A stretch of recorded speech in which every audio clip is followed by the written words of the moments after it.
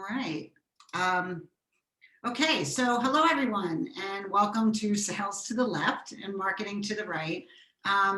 As Jasmine kind of pointed out earlier, that is that disconnect, right, between your sales team and the marketing. So what I really, and the biggest goal of today is to give everyone on the call a understanding of where we can bridge the gap between your sales and marketing, and also what the difference is, and where and how you can really do some research to kind of figure out what works for you and for your company. I tried to take a look at like the attendee list today, just to try to get an understanding. Do we have a lot of entrepreneurs? Do we have people that are working for other companies? So I'm going to try to cover the whole gamut here. So please use the question and answer box. I'm going to have Quinn and Jasmine kind of monitoring the chat for me today. So if there's anything like technical, or if you keep asking me a question and I'm not getting to it, make sure that you put that in the chat box. And Jasmine and Quinn will kind of, hey Quinn, will get to me. And if not, if you have any quick questions for me, put them in the Q&A box, and then I will be able to answer them for you. So one is, my first question to everyone here is, what brought you here today, right? So think about me being on the other side, being a marketing professional. Usually if I'm sitting in someone's office, that means that they are looking for a marketing firm, right? They're looking for marketing help. And I usually ask them, why am I here? And one of those, you get a lot of questions, you get a lot of answers like, we need to increase sales, or my salespeople don't have the support collateral that they need in order to market our business, or I'm not really clear on who my business is and what I should be doing. So if you guys get a chance, maybe you can, in the Q&A, just kind of, maybe type something in, what attracted you to come today. So that would be really helpful for me right now. So moving on, Real quick, if folks are having trouble locating their Q&A box, it should be an icon with two speaking bubbles along the bottom of your screen, and it'll say Q&A. Reach out to us in the chat box if you're having problems looking for it. Perfect. Thanks, Quinn. I appreciate that. So just a little bit about me, a very little bit. So I'm Wendy Verna. I am unemployable for sure, which means that I've never really actually worked for anyone. I've always had my own gig going. So who's Wendy Verna? So I've had the privilege of working with creative, dynamic teams for the last 21 years to make growth happen for all kinds of businesses and organizations. And I do that through marketing. And I am the opening act for Octo, which is what I call myself. I'm also the creator of a Semp process, and you're going to hear about that a little bit further down the line. And Semp is not something that you can Google. I think it is a Wendyism. I think it's something that I came up with. I'm also a mom of 2 adult children now, an entrepreneur. I'm personable. I'm a Goldman Sachs 10K grad, which you should totally, get back into PIDC and ask a little bit more about that program. Definitely a game changer. And my company is also a 3-time Philly 100 winner. So that's a little bit about me. So I see here that some people are here being a business owner. They're trying to figure out how to get the customers, to break down the doors to kind of get into getting customers. So marketing's also a little overwhelming. We're going to be covering a lot of that. And also just people who have actually recently started a business and just want to make sure that they're on the right track. So that's good. I'm glad that you guys were able to help me there. FYI, Wendy, I'm not sure people can see or attendees can see the questions in the Q&A box until it's answered. Okay. So you know, so sometimes we can read them off if you want. Okay, perfect. So what I have here is what we're going to cover today.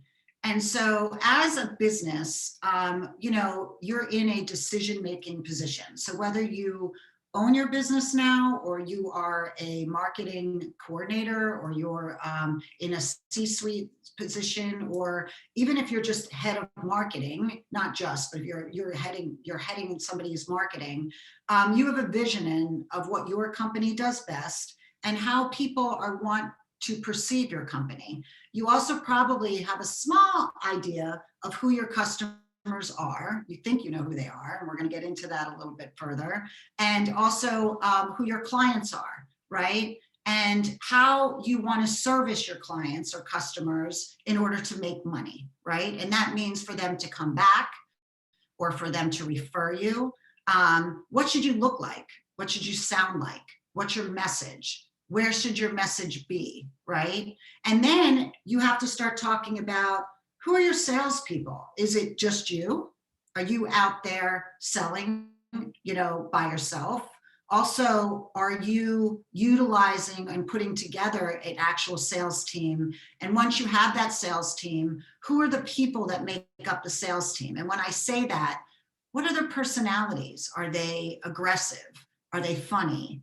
Are they intelligent? Are they are they not afraid to bang down a door? Or maybe they're a little more timid. So whoever those people are, we have to make sure that we're giving them the marketing support, and that can go back into you as well, that they need in order to get the job done, right? So what happens when your sales don't align with your marketing? What happens is there's a ton of confusion.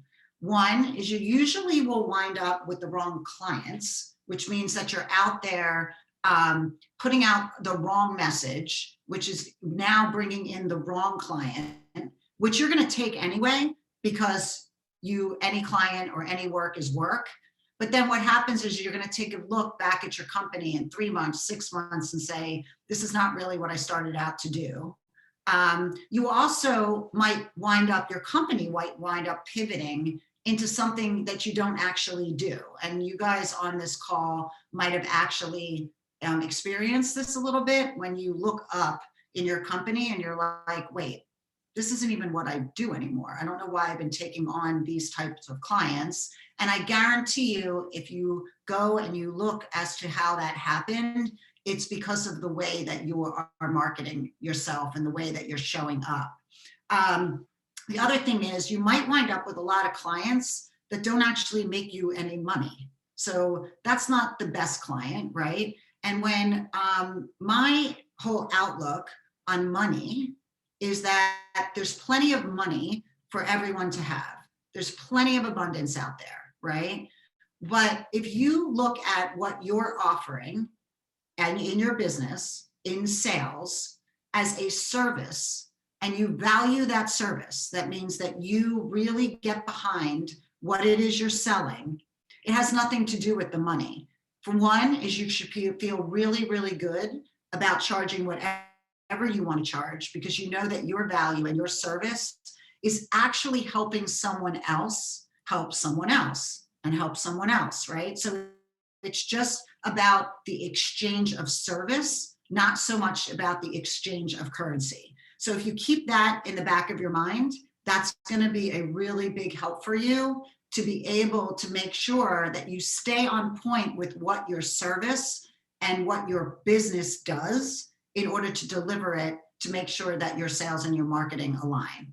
So before I move on to the next slide, I wanted to also talk about this title of Director of Sales and Marketing. So I don't know if anyone on this call is a Director of Sales and Marketing, but whenever I see sales and marketing as a title in on a business card, or somebody explains that that's what they do, for me personally, it's a hard thing, because to be able to run a sales team and also work on your marketing, That's a big, big, big ask, and it's a big lift. So what we're going to do here today is kind of separate those two things and understand where that gap and that bridge comes in. So one is we're going to talk about strategy and how important that is, and the research that you need to do to make sure that you're in the right place, you're saying the right thing, you're talking to the right people, and you're showing up dressed, right? You're showing up ready to go. Your brand is good, everything is good. The next thing is we're going to talk a little bit about the tools that are in your toolbox. And the way that I always describe this is sort of like building a house, right? So if you build a house, you need a plan, right? If first of all, you're gonna find out where you wanna live, what neighborhood you wanna be in. You're gonna be starting to do some research. You're gonna research the schools. You might research, the supermarkets. You might research the people, right? And so you come up with a strategy on where you're gonna build this home. So now you need to acquire some permits, right? And then in our world, as business people on this call, those permits are really going to be like your proposals and your agreements and what you need, all the licensing and inspections that you need in order to start to build this house, right? Which is your company. Then in addition, now you're going to need to go out and you're going to need to find contractors, right? And those contractors are going to help you get to your dream home, right? So they're really important. The contractors are vendors to us, but they're also sort of our salespeople, right? In that so you got your plumber, and your plumber needs to say, hey, I'm building this great house. I need you to come to my house or my company, and you're going to be doing the electric, right? And so now we have all these contractors, and now the contractors come with toolboxes, right? So they show up and they have these toolboxes and they have all these tools in it. And the tools are your hammers, your nails, and things like that. And what's really important in marketing is to make sure you're using the right tool. So I don't know if anyone on this call has ever tried to put a nail in a wall with a screwdriver. I know personally I have, and I've done it. It works. It's just not the most effective tool, right? You can jam a nail in the wall with a screwdriver, just not the most effective. Today, we're going to talk about using the most effective tools. And then at the end, you need an inspector, right? And that inspector is going to be your evaluation. And what that will enable you to do is kind of take a look at how you can evaluate what it is you're doing. And what everyone on this call needs to understand is that evaluation is probably one of the most important things, because you want to make sure that after you're doing the evaluation, you actually listen to what the evaluation is telling you. And that means that many times, if I get a phone call as a marketing business, people might get on the phone and say, I need a website, or I need to work on my social media, or I need to do a Google campaign. And once we start going through our plan, our permits, our contractors, our tools, and all of those things, it might not actually be what you need. And when you evaluate what it is you're doing, which I'm going to ask all of you to do today, evaluate what it is you're doing today, and you find out you're on the wrong path, at that point, it's really up to you to make the change, to decide whether, well, you could say, oh, I thought it was social media, but now I'm going to pivot. And that pivot is going to be the difference between your success and your demise, because we want to make sure that you are pivoting and moving in the right direction. So does anyone have any questions yet as to what we're going to cover today? Or is there any other topic that you can put in here that in the question and answer that you would like me to cover in addition to what I just went over? Hey, Wendy, as people are doing that, I have a technical question for you. In Sure. the Q&A box, once people submit the text you want them to submit, do you want us to remove that so you're not rereading old ones? No, I mean, I'm seeing three opened questions. That's it. Okay, great. Is that what you're saying? 3 open questions, and the PIDC team have been answering some of them. So some of them are in the answer tab. Perfect. As long as everything's getting answered, you know, or I keep it. Yeah, you can delete the ones that are getting answered. Yeah. Okay, great. So that way I can make sure I go back. Got it. I see that we are definitely, just Tracy, I just want to make sure that you know we're definitely going to be talking about getting more sales and how to be able to do that. And Alan, I also see that you are looking to possibly work on some marketing for your real estate developers, and you're a real estate developer and you have other companies. So this workshop is going to be great for you. And this handout that you have, I hope you downloaded that, because that's going to be great. That's sort of going to be your homework, right? And you're going to be able to go through that. So what is Semp? Semp is not anything that is earth shattering. It's something that sort of Octo needed to do to put together our process to be able to help businesses like your own. And it starts with discovering which is all your research, right? And we're going to go through this Semp process today. The second thing is you want to define your strategy, right? We also want to execute on that strategy, that's where you're going to be using the right tools, right? You also need to train internally. You're going to need to train your people inside to make sure that the marketing you're doing and the sales support they need actually is going to convert a sale. And then the last thing you want to do is your evaluation, which I'm considering probably the most important part of what I do every day. So we're going to start with discover. So one, let's start with what you do. So I would like to start with Tracy. And Tracy, can you put in the box what you do? If somebody came up to you at a networking event and you asked what it is that you do, what would you say? Tracy, we can also unmute you too, if you prefer.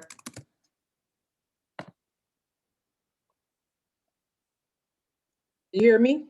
Sure can. Yeah. Tracy. Yes. Hi, everyone. I would say, hello, I am an HR, someone asked me what I would do. I say I'm an HR consultant. Okay, perfect. And Elizabeth, what do you do? Quinn, can you maybe unmute Elizabeth? Sure can.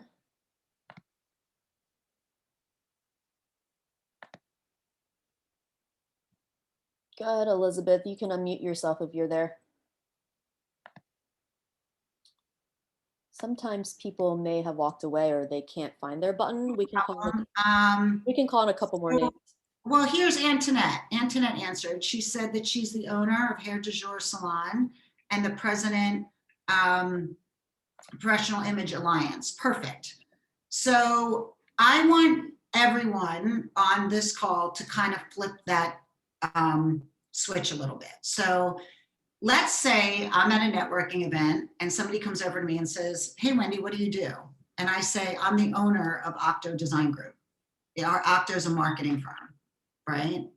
So it's actually not the right question, because I actually didn't tell them what I do, right? I said I'm an owner, and as an owner, I have a lot of different things that I do as an owner, right? So let's say I changed my answer to be, I actually have the privilege of working with a creative and dynamic team of marketers, and we make growth happen in businesses, all types of businesses and organizations, and I do that through offering a marketing service. So now, one is you almost, a little bit more about me, and a little bit more about my everyday, right? You've also found out actually how I could help you, right? So I've now told you just by answering what I do every day, how I could help you. So by answering that you're an owner or you're a president, that's your title. It's actually not what you do. So what I'm going to charge all of you with is taking a moment and kind of reworking that, right? And if somebody wants to raise their hand, and if somebody wants to raise their hand, and then maybe Quinn, you can let them in, so I could kind of change that script, right? So Antoinette is somebody that I see first because of the way that she answered me.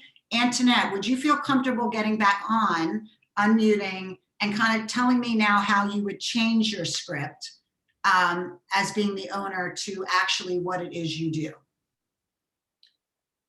Yes, I'll try. Good morning, everyone. I would say I'm Ann Turner, who offers services to help strengthen small businesses in the hair and beauty industry. And also I have a luxurious hair salon where I service my clients as well. Right. So essentially, you are a professional of all hair, right? Of all types of hair experiences or things like that. And you get a chance. Do you work by yourself? Is it just you, or do you have An assistant, yes, I have an assistant. so alongside of my assistant, we're able to offer what? Hair care services, educational seminars, pop-up events, event spaces, things of that nature. Perfect. So right now we're getting a little closer to what it is you do. So if I met you at a networking event, you said you were just the owner. I don't know what you do. Now you could say, I work alongside an assistant, and what we do is pretty incredible. We offer, education around hair. We offer services, these types of services around hair.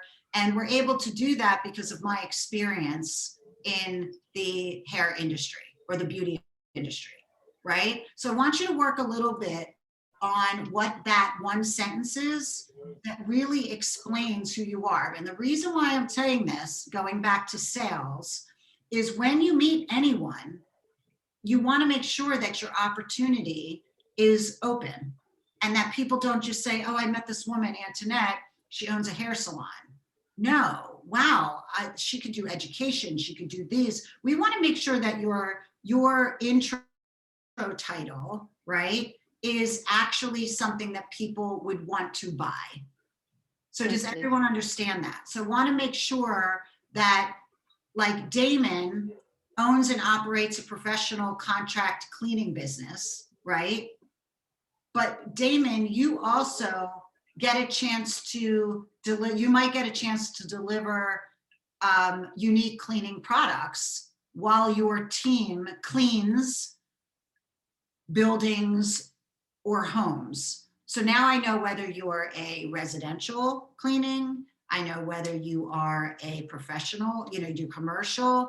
What I'm trying to have everybody do is get what you do into what it is you do. When somebody comes over, you guys remember when a long, long time ago, when we were able to go to a networking event and we would have a glass of wine and somebody would come up to us and say, what do you do?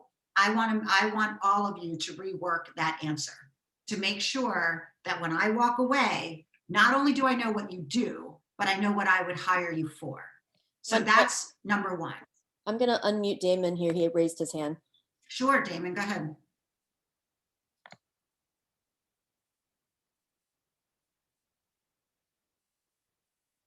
Go ahead, Damon. We can't hear you if you're talking. You have to unmute on your end too.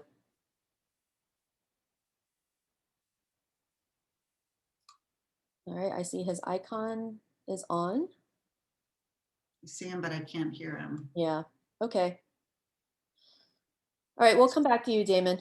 You can put your comments in the chat box, or if you get your technical thing working again. Perfect. So the next part of, and where we're gonna go is, what does your company do? Oh, wait, right? we have a raised hand from Pamela. Okay, go ahead, Pamela. Pamela, unmute you need to unmute.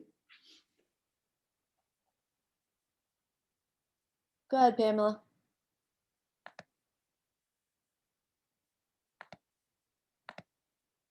Yeah.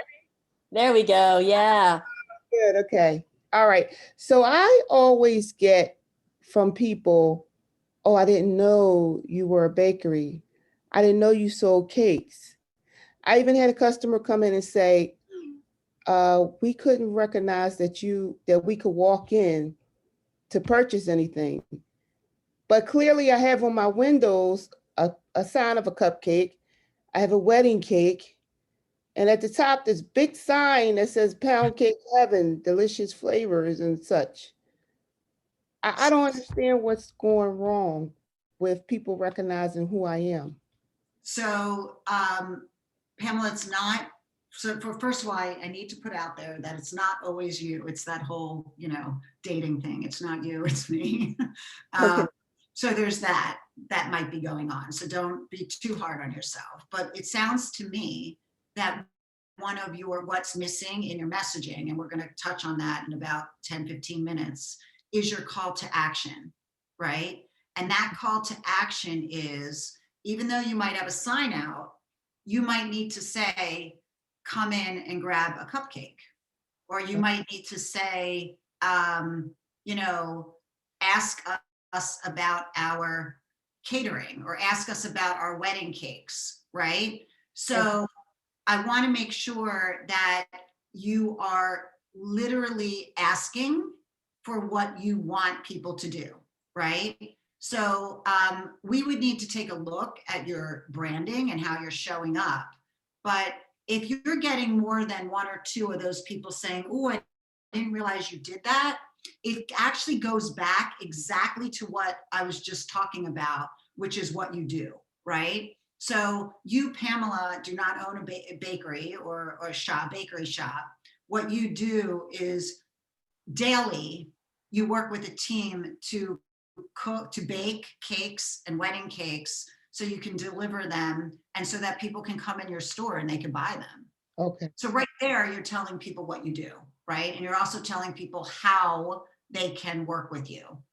So it's a messaging. It's definitely messaging about. So my suggestion to you immediately would be to change some of your directive, which is to actually say, come in and grab a cupcake, or order your you need to use action words in your branding.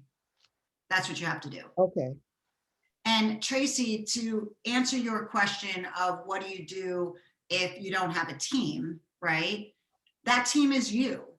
And that's all part of what we're talking about today, is being able to have you be able to make these changes. So Pamela, that's you making those changes, right? Right. And it might be you on every single flyer, every single brochure on your website. Stop in, right? You need action items, Pamela. That's people need to know what it is they can do in order to work with you. Yeah, because it was suggested that I put myself out there, uniform and all, to show people who I am. So, okay. Yeah, that's another thing, to elevate you personally as your own brand. Okay. And, talk about that offline, because afterwards I'm going to make sure, and I did this last time, that everybody has access to me, and I'll make sure that I can answer any additional questions. Okay, thank you. Did I help at all there, Pamela? Yes, you did. Okay, all right. Also looks like you're helping other people too, because people in the chat are saying this is great advice for Pamela, and that they agree with you. Okay, terrific. And anything else, I'm doing my best, Quinn, to look at all these things here. It's okay. We're here to help. All right. So the next thing we want to go out, and this actually goes back to what Pamela said, which is, what do you do? But then what does your company do? Right? And you guys have all heard of the elevator pitch, right? Is what does the company do? Why don't you take a look? And this will go, if everyone had a chance to download that handout. If you didn't, it's not a big deal. You can download it later and print it if you're a printing kind of person, or if you want to look at it as a PDF. But what I am giving you today, and sort of my gift to you, is this handout. because this handout, I actually ask any kind of potential client or anyone who's just trying to figure out their marketing to kind of go through this handout. And it could get a little overwhelming to have to figure out. And what I find is the people that spend the most time on answering the questions in this handout are the people that absolutely will get most out of creating their messaging and figuring out the best way to get out there. And the reason being is developing a current elevator pitch is not like this. An elevator pitch used to be before. And for people, and if people already know this, I apologize, but your elevator pitch is the doors are closing, right? And it's getting ready to close. You might have one thing to say. So that's one elevator pitch. You have like 10 seconds. Wendy, Verna, octodesign.com. Go visit it, right? The door's shut. Or I'm in the elevator, depending on what building I'm in. I'm either going to the 60th floor if I'm at, the Comcast Tower, I have a little more time, or I might be going up 17 floors. What is it that needs to be in that pitch to make sure somebody wants to contact you? And what that is again, is starting to use things that help define your company. And it also starting to use more descriptive words and also using more action words, because everybody's great. And the way I always describe this is when websites first came out, remember everyone, there was like an about us page and you were talking about yourself. This is who I am. This is what we do, right? Those are the top things, what we do, who I am, how we get there, where we go, and all of those things. So where you want to be able to start to really talk to people is to explain how you're doing it. Because there might be a lot of people that do what you do, but what's your differentiator? And that's what has to get into that elevator pitch. So I challenge all of you, and what I want to task you with is either today or over the weekend, download this handout and start working on that elevator pitch, and make sure that everyone you work with in your company, whether it be you have salespeople, whether it's only you only have one person, make sure that they all know your elevator pitch. And the reason why I say that is every opportunity is a sales opportunity, right? That means that you have somebody that comes in and they change the water at your water cooler at night at 6 o'clock. And somebody, Pamela, knocks on your door while that guy and that person is in your shop. And so, but that person knows your elevator pitch. So you are definitely not losing that sale, and you're not losing that connection and that touch. So there's always, you always need to stay aware. And the story I tell about that is actually one of my biggest fails in my life is that I was in an elevator. I was at 1835 Market, and I had answered an RFP, and I was going to deliver this like follow-up to the owner of a construction company who I wanted to be working with. And I got in the elevator and I had all the documents, and all I wanted to do was get a meeting with this owner, because I knew that if I was able to talk to him, he would want to hire us. He had a big contract coming up, and I knew I'd be the perfect person. So I put together a pitch that I was just going to drop off. I get in the elevator and I'm on my phone. And I'm on my phone and I think I'm texting, I don't even know who, my daughter or whoever. I get out of the elevator and the guy gets out at the same floor and he goes to the right? And I go up to the front desk to drop off what I think is the best thing in the world, because I am being proactive and I'm going to sell my company to this guy and I'm going to pitch it. Well, guess what? The guy that I wanted to meet was in the elevator with me. And I could have started that conversation and he could have seen my face and I could have had a sale right there, or the introduction to a sale. And I missed out because I wasn't aware. And so I'm just saying that everyone walk with your heads up high and stay aware and stay confident in what that elevator pitch is, because that is who you are, how you do it, and what you do best. So does anyone have any questions about your elevator pitch? If you do, you can either raise your hand, you can put that in the chat. Wow. That was as people are doing that, that was a really amazing story, Wendy. And I think you did an incredible job of explaining what an elevator pitch is.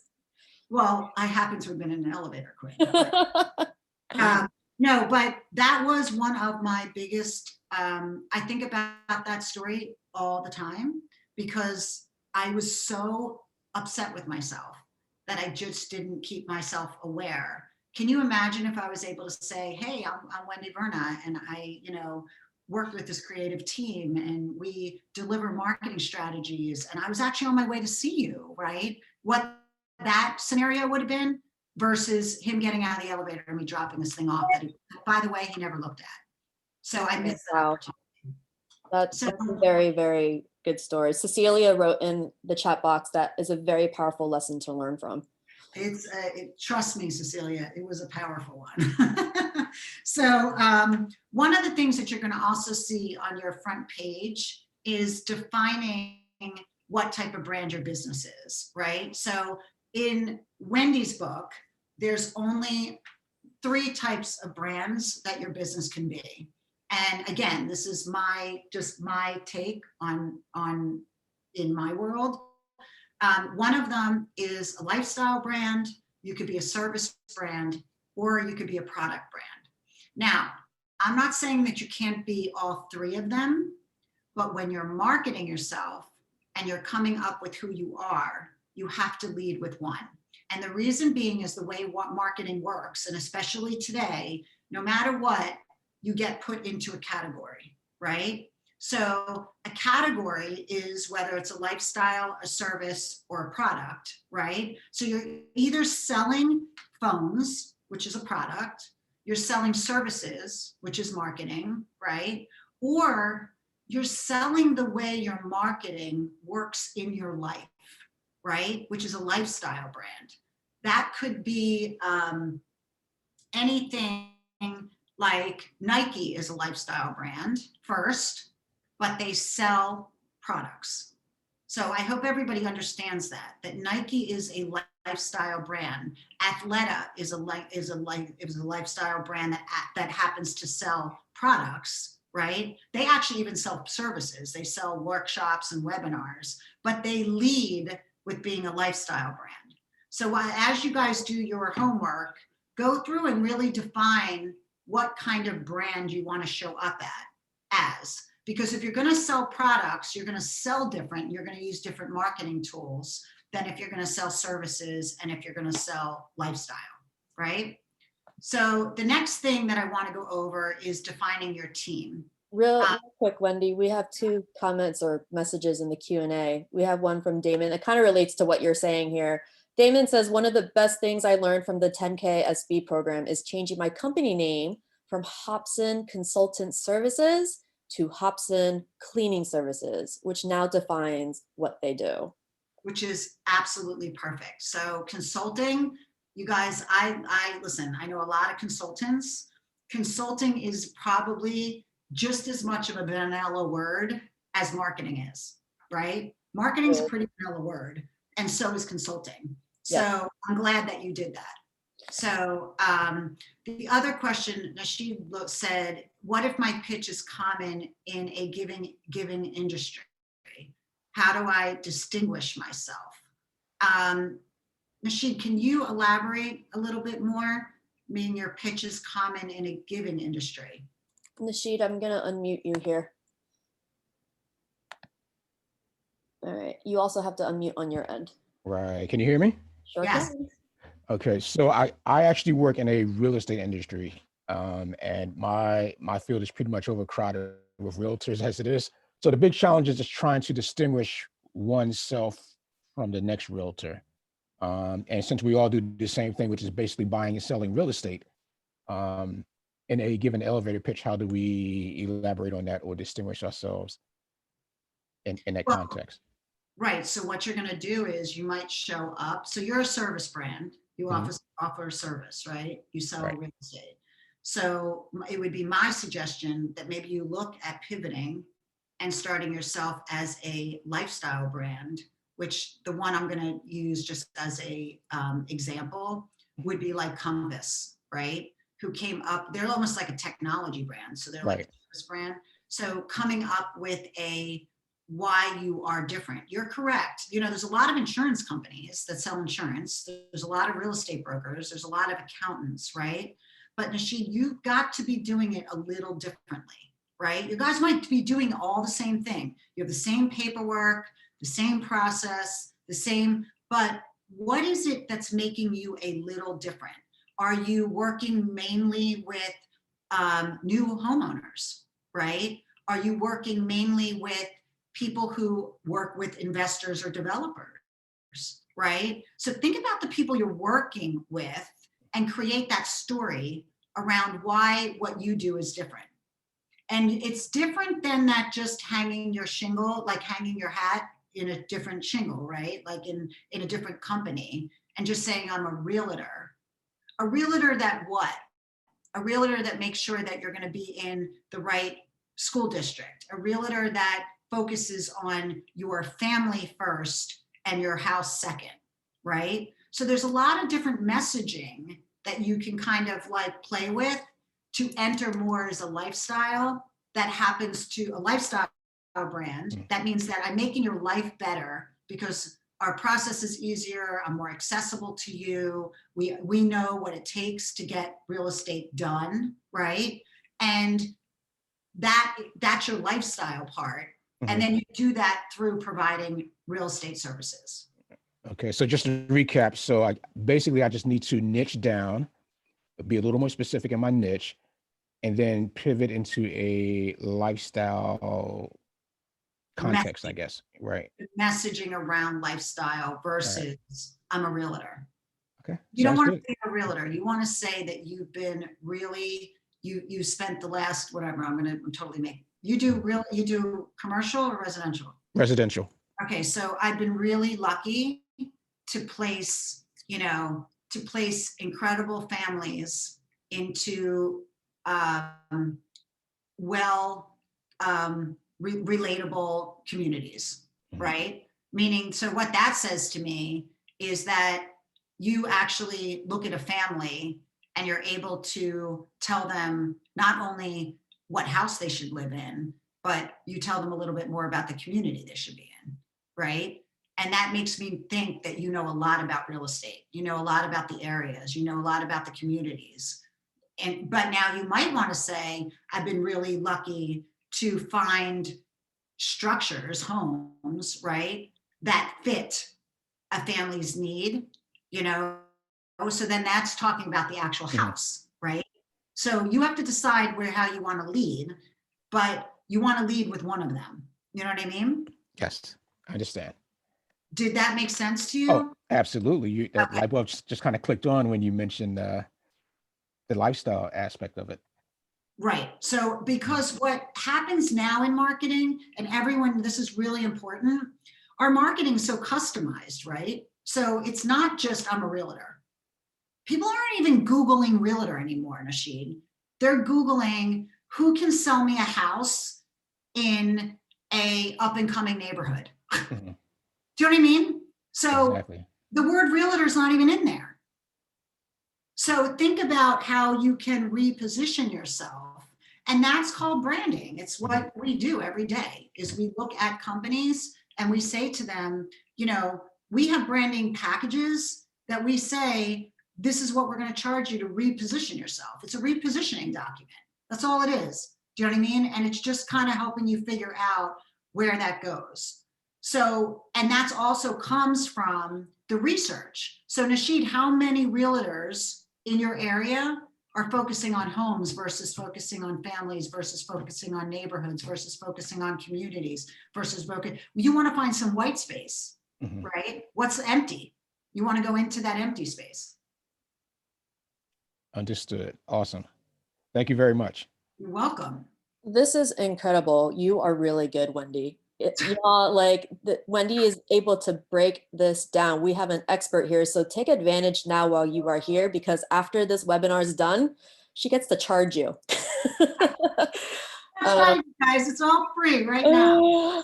We have a question here from Alice. Can I read this to you? Sure. All right. Alice says, "Hi, Wendy. Could you please comment on my pitch? I am the owner of Dumpling Academy and a dumpling expert. We have been well known in the Philadelphia market and have been working closely with Reading Terminal Market about our expertise. We provide dumpling making classes, birthday parties, team building activities to the general public and organizations." End of pitch. So it's good. It's good. The only thing that I would add to it, Alice, is I would say that we've taken the art of a dumpling, right? Or talk a little bit about why a dumpling should have its own path. It should have its own, so people need to understand why you personally, Alice, and your company your dumplings are amazing. It's the only thing I'm missing. I see that you're providing dumplings and how you're providing dumplings, but your dumplings need to be awesome, right? And they need to taste great. So you've perfected the taste or the making of the perfect dumpling. And you're able to offer that perfect dumpling through classes, birthday parties, team building, right? And all of that.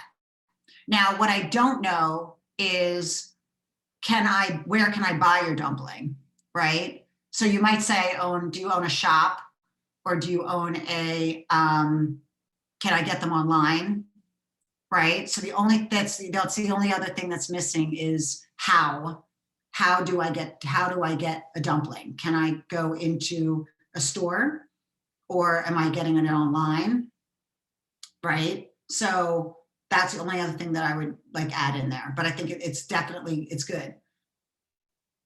Did that answer you, Alice? I'll wait for you to comment. Perfect. All right, great.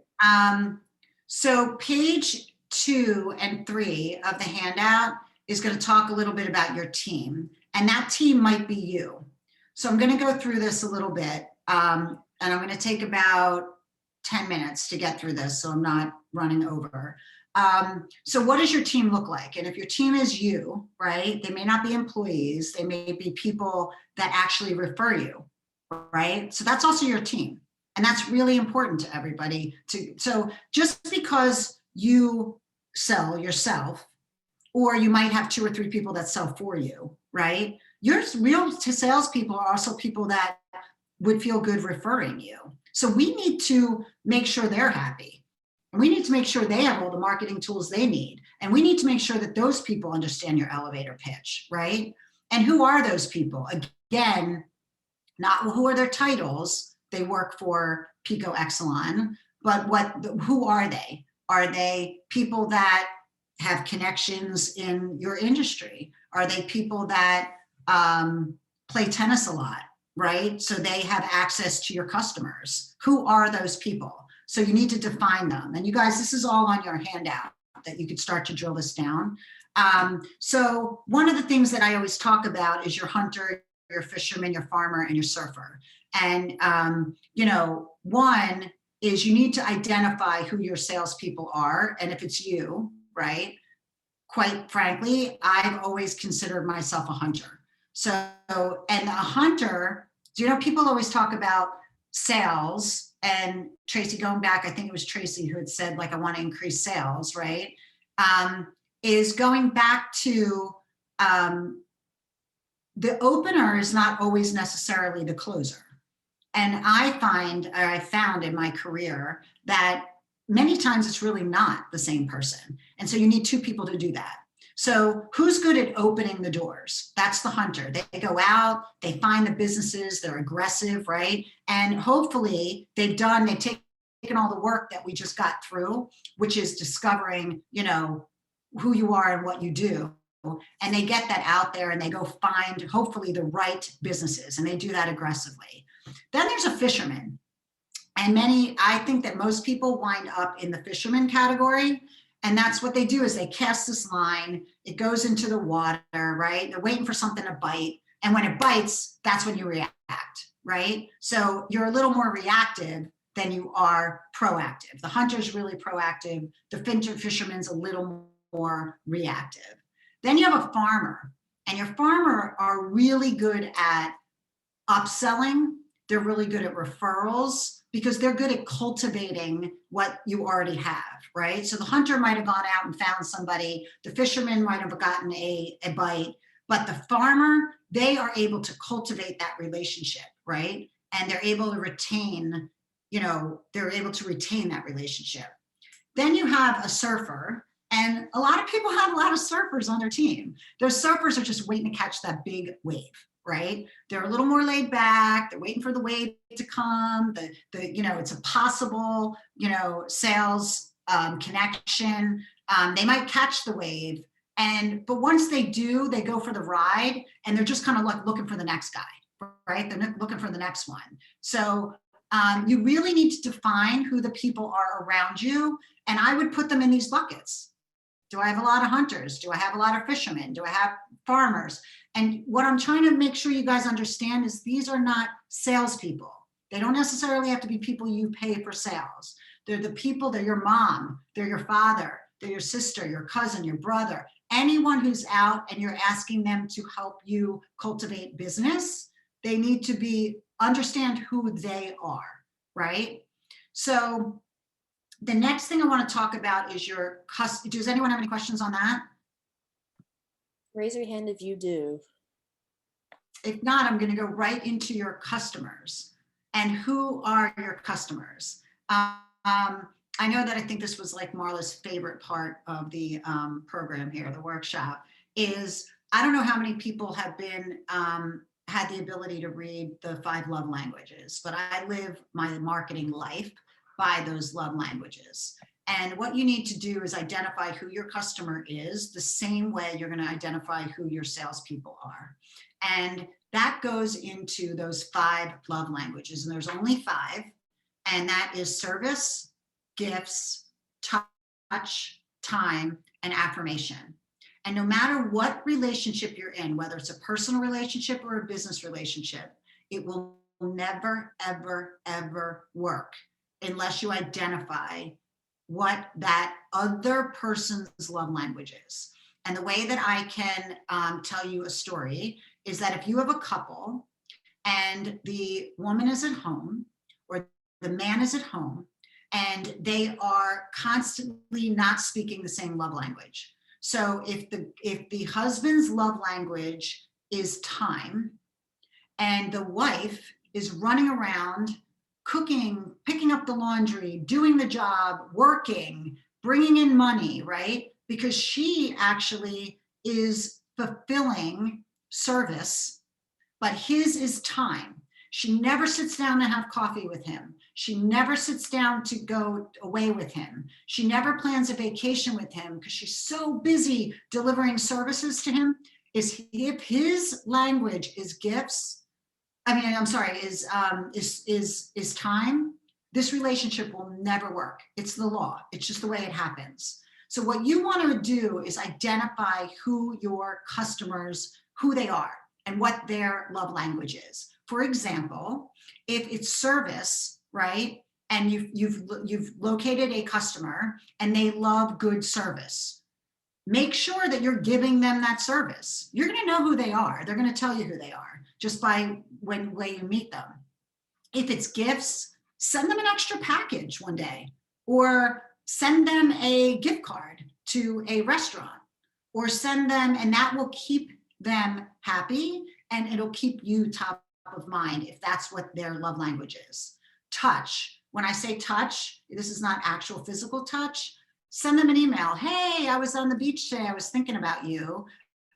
We have a new product that we're launching and I thought it would be great. Keep touching them. Keep telling them that we appreciate them. Keep sending them an email. Call them once a week. Put it in your tickler to make sure that you call them once a week.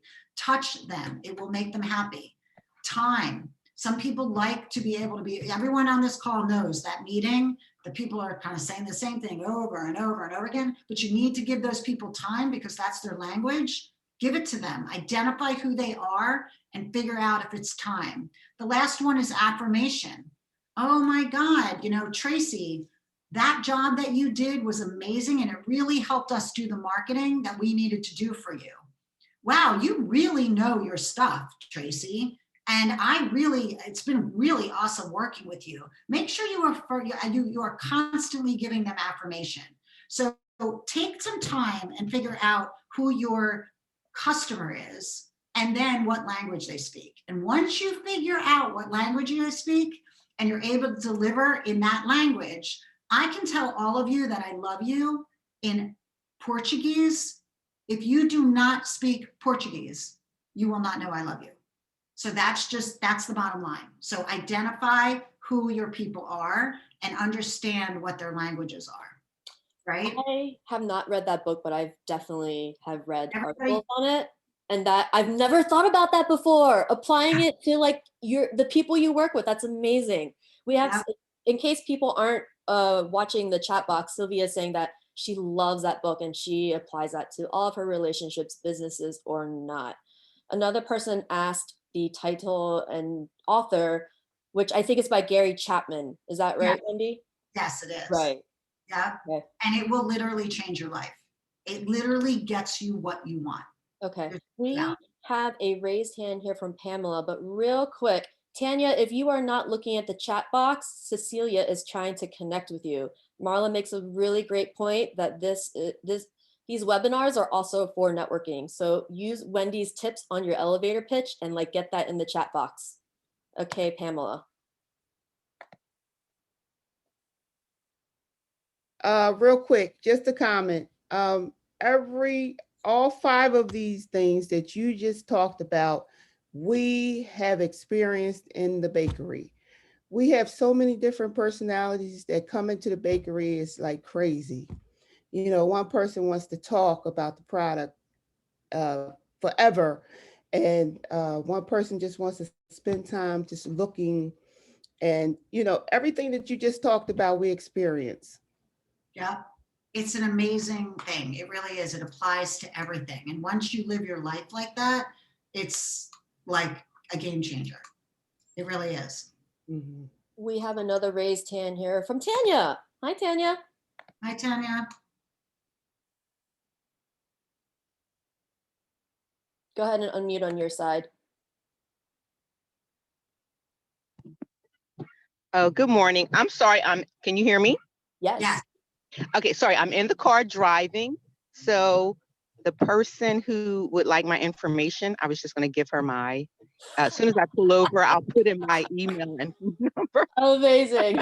Because I'm carefully driving, so I have a little bit of a visual and I'm listening intently, and all the information is fantastic. And I just want to say one more thing to the gentleman who's the realtor. I was a realtor many moons ago. And like you said, finding that niche market. And with makeup, I'm a makeup artist and there's a gazillion makeup artists. So years ago, I started saying, I'm Tanya, the media makeup artist. And people were like, well, what is that? I'm like, well, media, I work in television and print. It really distinguished me from other makeup artists and people took me more serious. It's like, oh, you don't just do like, no, anyone can do makeup, but I do it as a profession. So I love all the points that our presenter is making today. I think you're absolutely fabulous. And please make sure we have all your information at the end. Tanya, that is really, you're right. Like just drilling down where you fit into their world is the best. So, and you also make sure what Tanya's doing is also making sure that she's not getting inquiries from people that don't fit, right? By you saying that. So you're not getting, you might not be getting the, you know, the wedding makeup if that's not what you're looking for, right? So it kind of puts you in the right place, which goes back to what I said originally, is making sure you're bringing in the right people that you're servicing the way you want to service. So that's great. Tanya, thank you. Thank you. Please drive carefully. We have your registration info, so we'll make sure to connect you and Cecilia after this, so don't worry about that. And also people are thanking you in the chat for sharing your story. Thank you. Thank you. Hey, Wendy. So Yeah. We have another raised hand, but I want to be conscious of time. It's now 10:30. Okay, yep. I would like to Let's move take, forward. let's take that one and then I'll kind of go through and then leave it open a little bit at the end too. Okay, go ahead, Barbara. I am unmuting you. Hi, this is Barbara Boucher. I guess I raised my hand accidentally because I was playing with the buttons. So Wendy, I just want to say you're doing a fabulous job. Taking notes all over. So I'll stop playing with my buttons on on Zoom. And I won't put a mustache on myself. I don't even know if I'm on video right now. Perfect. Sounds good, Barb. So the next thing I wanted to go through is your identifying, you know, if you are looking at your customer and it's a B2B, right? You want to be looking at like, what are their revenues? Where are they? Their location, their industry, you know, what channel, what delivery channels they're using, and what language do you need to speak, not to the business, but to the person who works at that business that's going to make the decision to hire you. So again, you can always go back to the languages because there's always one person that's going to be the guy that's going to sign that contract. And that's the language you want to identify. And your B2C people are, who are they? Are they male? Are they female? Are they married? Are they, what's their level of their education? What's their background? Where do they live?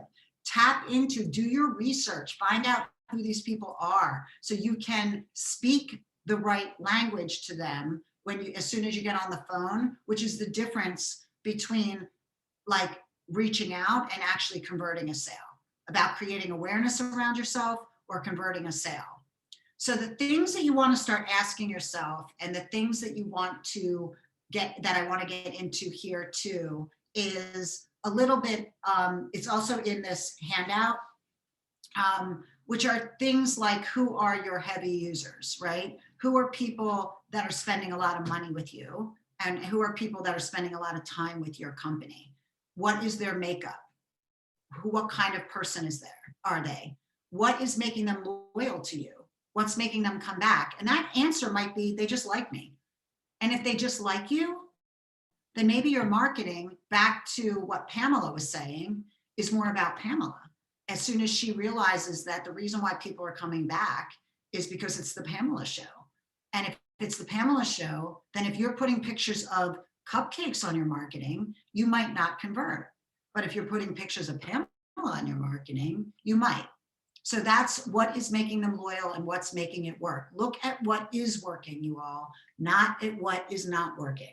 Let's look at our lives positively. Our glass is very full, not half empty, right? So don't try to go into what's not working, what can I fill? What is working, and let's do more of that, because we know it can work. So what decisions have they made to work with you? Are you convenient? Is your cost good? Are you accessible?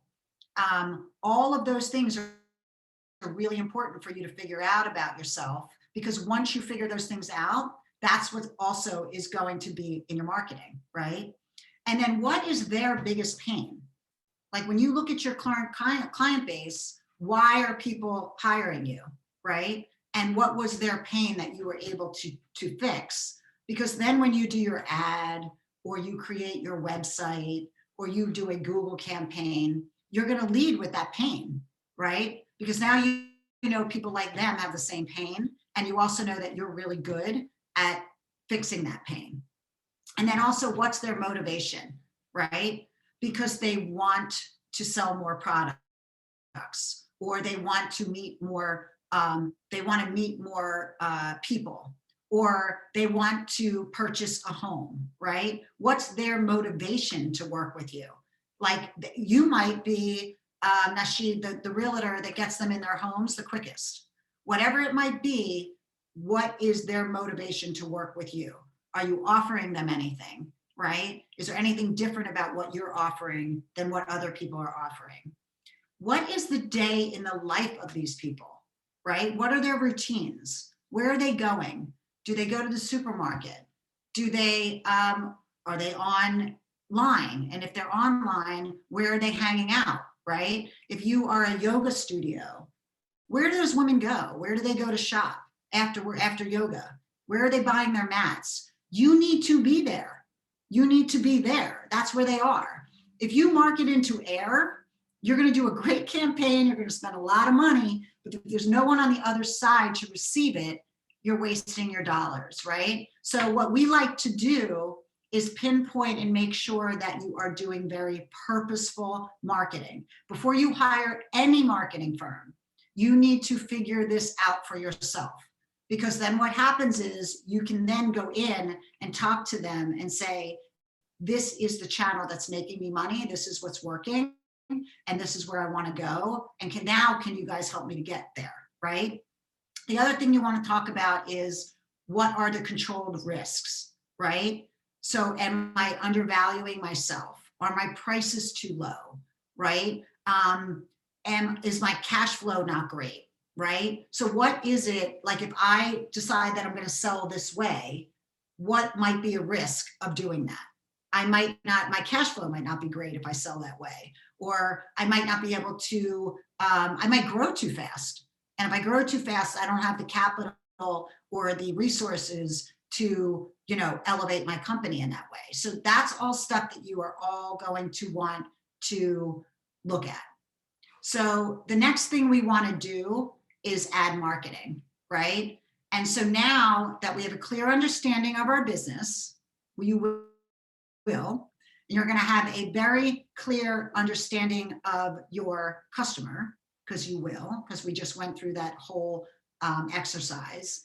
So now we want to figure out, you want to be very clear on your goals and what you want your marketing to do for you, right? You either want it to add locations, you want it to increase sales, you want to maybe put your company online, like you weren't online before, now there's a pandemic, you need to get online. You might want to launch a new service, you might have just pivoted. So what is your goal? What are your marketing goals? And then the other thing is, ask yourself, how are you going to track these, right? You're going to track it by saying, I got a lot more leads, or my revenue got to here, or I have 7 new employees, or, I've just been able to increase my sales. So figure out how you're going to track the success of your marketing. And then what kind of reporting you're going to need to be able to do that tracking, right? So now that we have a plan, we need to put timeline and we need to put a budget to paper, right? We need to figure that out. And now we're going to start to execute, which this is starting to really drill down the messaging and what you're going to talk about. So one of the things that I've always said is, make sure immediately you flip it.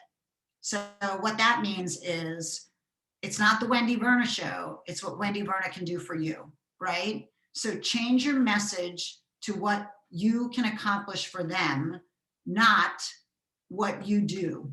Because many times people can't understand it's not that they don't understand what they do, they don't understand what you do and how it will fit into their lives and why they need you.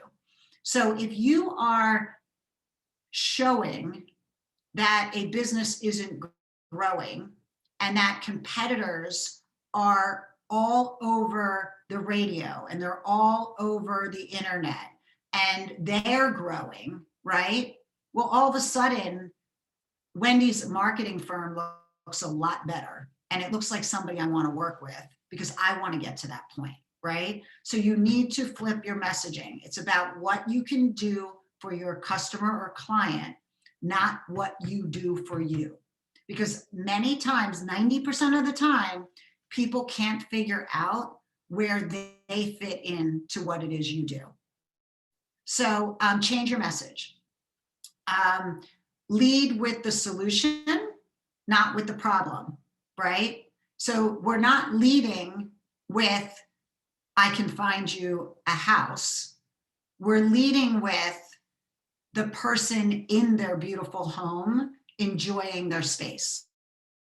So if you're looking for imagery for your website, I want to see that I relate to that family in that neighborhood watching TV in their new beautiful home. I don't want to hear that you sell houses. So does all of that make sense? So I want to make sure if there's does anyone have any question about flipping that? Because the next thing that I talk about is verbing, which I also don't know is an actual thing. I think I might have made that up. But verbing is using an action word to develop your message, right? So IKEA decorates and Ulta beautifies. Home Depot, they remodel, right? And so what you want to do is Octo elevates companies, right? So what do? So you don't want to say that I deliver this. We want to make it actionable. We remodel, we help you remodel, we help you decorate, we help you beautify, we help you elevate, right? So use words that are verbs, that you're actually doing it. You're not nouning. Octo doesn't do marketing. We elevate businesses, right? So think about verbing in everything that you do, because then it makes you an actionable, it makes people understand what they should be using you for, right? So the next thing that we want to talk about is marketing tools. So there's a lot of different tools out there, you guys. There's LinkedIn, there's Google, there's email lists, right? There's radio, there's social media. And if you're on this call, most likely you might be a little overwhelmed with everything that's going on. Well, because I'm about 105 years old and I've been doing this forever, I've seen how marketing has changed. You look great for 105. Thank you. Thank you. I'm very well preserved. But I'm able to see how you really need to pivot, right? To be able to find the tools that are going to work best for you. So for example, to find clients, if you're in the professional service industry or lifestyle, you're going to be want to be on LinkedIn. You're going to be wanting to place ads. You're going to want to buy through Google, and you're going to want to purchase email lists. So what do you need to do that? You all need a budget. You need money. So that's the bottom line. You need money. You need to pay LinkedIn. You need to pay Facebook. You need to pay Google. You need a budget. To build relationships, you need a budget, a dinner budget, or you need a wine budget, or you need, right? So, because you're going to need a food and entertainment budget if you want to build relationships and start getting to know your clients and customers. In order to survey clients, right? To see what they're liking and what they don't, see what you're doing right, seeing what you're doing wrong, which is going to help you in your marketing. You need software. You're going to need a CRM, right? You're going to need to be able to look at that data. In order to upsell a client, what do you need? You need collateral. You need more education, right? You need education on what else they need, and you're going to need to pass that along. And in order to follow up with a client, you might want to buy some promotional items. You might want branded masks. You might want thank you cards. You might want email templates that you're sending out to follow up. Hey, how are we doing? How did it go? You know, how are you doing? What else can I be helping you with? I know that you came in and you bought a wedding cake. Do you have a shower coming up that you need us for? Automated emails, right? And to reignite a dormant relationship, you might want incentives, right? Offers, stories. So really think about what tools in that toolbox, remembering that I did put a nail in the wall with a screwdriver. You want to make sure that you are definitely using the correct tool.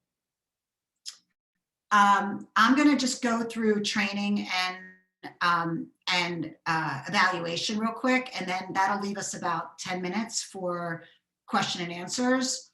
So one of the things that's really important is training. And the reason being, as I'm going to tell you a little simple story of training. So we had the opportunity to work with a burger manufacturer, and my job, this is Mr. Burger, was to take them from a B2B client. They were only servicing restaurants and institutions who were reselling their meat. to a B2C client, because you were going to be able to buy their meat online through Amazon.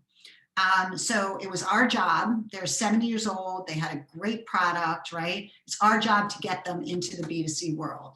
So the goal was how, and we tried to figure out, how are we going to do that? How are we going to let people know where they could buy this online and why they would buy it and why it's so delicious, right? So what we needed to do is develop new product offering for this market.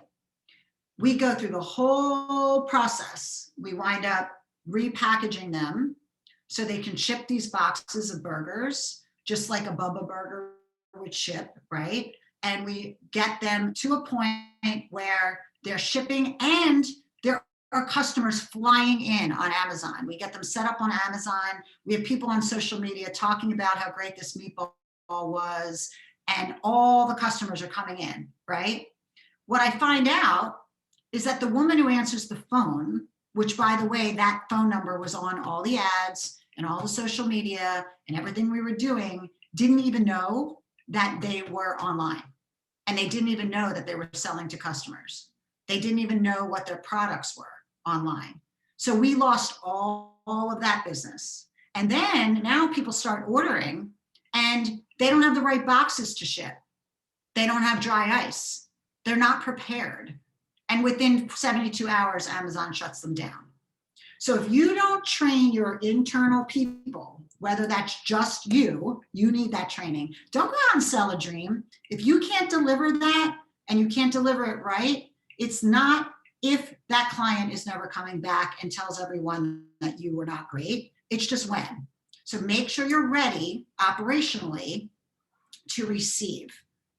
And so you have to be really, really careful about training internally, training yourself and training all the people that are out there, making it happen for you. So the last step, which I said to you is the most important, but it is the absolute quickest and easiest thing for me to explain, is evaluation. And that is what is working and what's not. So if your Instagram posts are not having any engagement, but everyone tells you should be on Instagram and Facebook, but you have no engagement, no one's liking it, you're not getting new followers, right? There's no sales, but you take a look at LinkedIn and that's blowing up. Well, guess what? This is so simple. Evaluate what you're doing, stop using Instagram and just start using LinkedIn. So it's not that you need to be everywhere, you need to be in places that work. So that kind of concludes the steps, and market sales to the left and marketing to the right. So is there any kind of question that I can answer? Or is there any other information that I can give?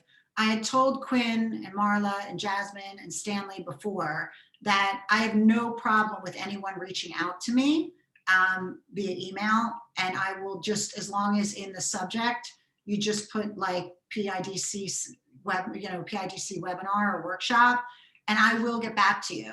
And I will extend my free, to be able to take a look at whatever you guys need, because I just want everybody to succeed.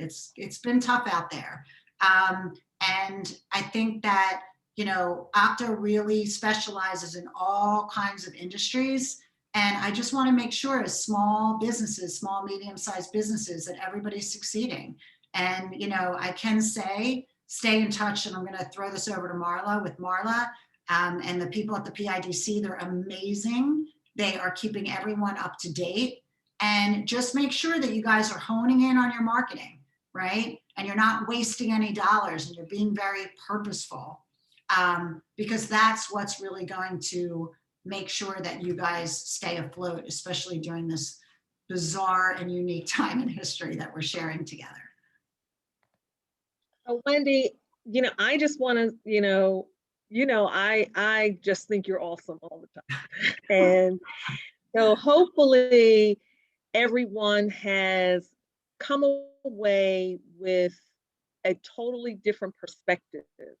I've said in the emails that I've sent that people have been to marketing seminars and conferences and workshops, and I would dare say that most, if not all of the information that Wendy covered today, it's the first time you're hearing it. And it's giving you a different perspective that is going to make the difference in your business. Wendy is just a star. Now, let me say this so I'm going to defend Wendy. Don't inundate her with emails and calls, because she has a business to run also. So this is her business. So whether it is working with event promoters, because she promotes events, and it's not just promoting events. And Wendy, you didn't even talk about that part of what you do. Wendy gets into the demographics of who you're trying to reach, the research behind who and why you're trying to reach a certain market, so you are successful. So it's not just putting out information, but she actually does the deep dive and the research, so you make sure that your event is a success. These things don't just happen. And so she has a very nuanced approach to marketing. And so this is what she does, though. This is what she does. So we want to make sure that you are respectful of her time as a professional. As we always say, we offer these webinars, these workshops, free of charge to you. We are really pleased to be able to offer subject matter experts who come in and they don't charge us. So we don't charge you. This is their way of helping others, because you play it forward, right? So someone helped you and now you help someone else. But when you leave this webinar, just like we say, when you leave the workshop, you cross the threshold, you're going to pay their going rate. Wendy, though, has been kind enough to extend some limited support. All right. So I'm going to say it. She's not going to say it. I'm going to say it. It's very limited support, because we can't have Wendy being a consultant to your business for free. So I'm just asking you to please be mindful that Wendy is a business owner also. And so her information is her product. So Wendy, thank you so much. We've got a few more minutes. It's 10:53. We have 7 more minutes, or I should say you have 7 more minutes to have Wendy. And so raise your hand, use the raise hand function. Quinn will unmute your mic, and you can ask Wendy directly. So anybody who has a question, it's like speak now while it's free, right? I see Wilhelmina, I think, and she's trying to figure out a pitch for her business. She has a music school, a retail store, and a space rental. So again, Wilhelmina, what you're going to want to do is you're absolutely going to want to be figuring out what is making so who do you teach at your music school? Are they kids? Are they? Yeah, they're all age groups. Yeah, Right. we teach children and adults. We start out basically as a music school, and then we end up growing and start doing the retail store and selling the instruments and the books. And we created also a concert hall that we actually end up starting to rent out the space of the concert hall. So you definitely want to get a little more drilled down on who you teach in your school, what you carry in your store, and the fact that you're able to also rent space. And is that space used, and you have talent there that you can also offer, or is it just a rental space, right? And then, so I would drill down when you start to put your pitch in, fill in those answers and include those in your pitch. Okay. And then April, you had asked a tool for email campaigns with mail drips. Obviously, HubSpot's always great. It's not cheap. It's not the least expensive one. We currently use MailChimp. It has been the best. There's the MailChimp, Constant Contact, there's Virtual Response. But MailChimp actually, their reporting is better, we find. So you could just look them up and they have a really easy user interface. So I would absolutely look up MailChimp. What else? We have a raised hand from Cecilia, and I saw that she also posted a question. I'm going to unmute you, Cecilia. Perfect. I'll just read my question then.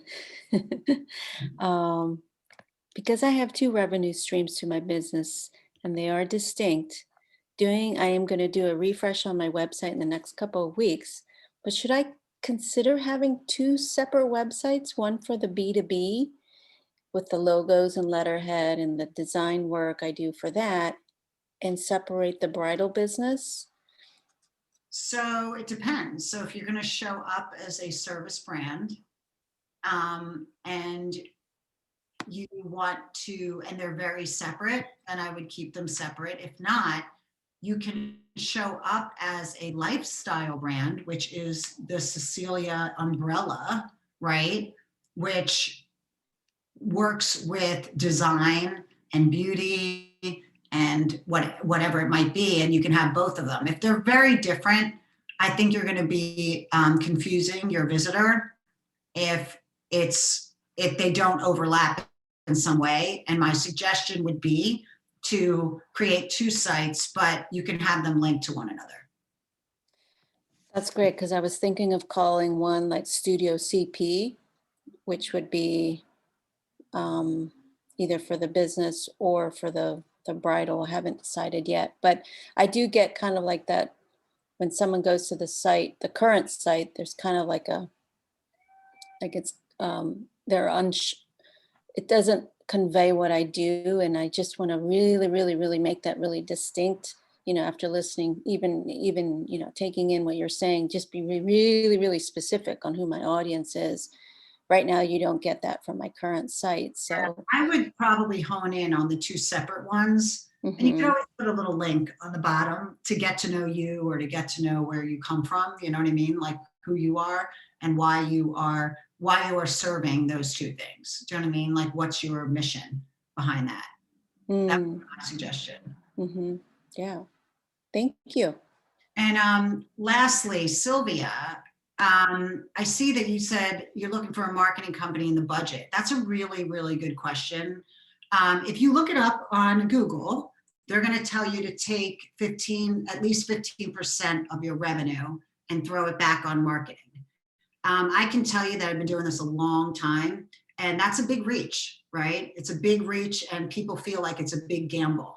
But back to what Marla was saying is, if you take the time to figure out what and who you want to reach, I can tell you that any professional marketer will be able to tell you what it's going to take for you to get to your goal. So this is really important. If your goal is to acquire 3 to 7 clients a week or 3 to 7 clients a month, a professional marketer like myself would be able to tell you how many eyes need to get on your message and where those messages need to be, how much you would need to spend on Facebook, how much you would need to spend on LinkedIn, how much you would need to spend on Google.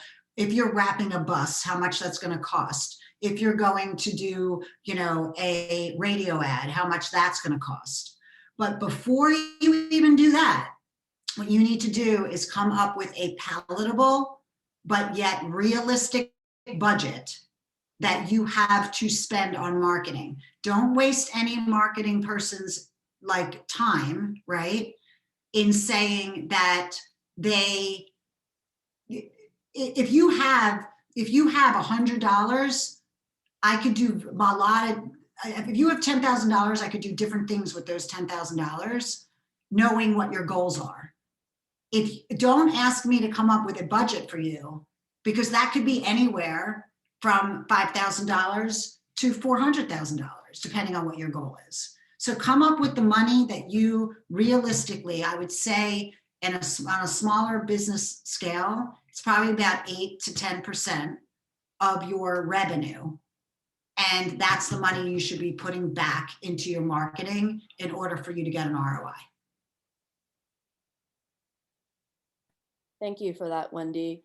Okay, folks, it is 11 o'clock and we want to be respectful of Wendy's time. She does have another webinar after this. This woman is in high demand.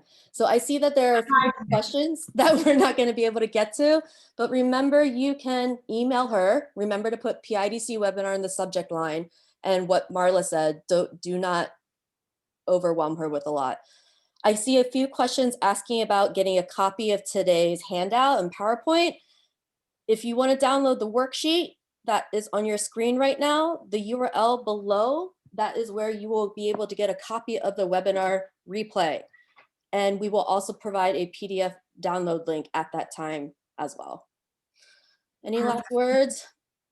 Thank you all very, very much. It was fun. Thank you, everyone. Thank you, Wendy. Thank you, Jasmine, Quinn, and Stanley. Thank Thank you all. you.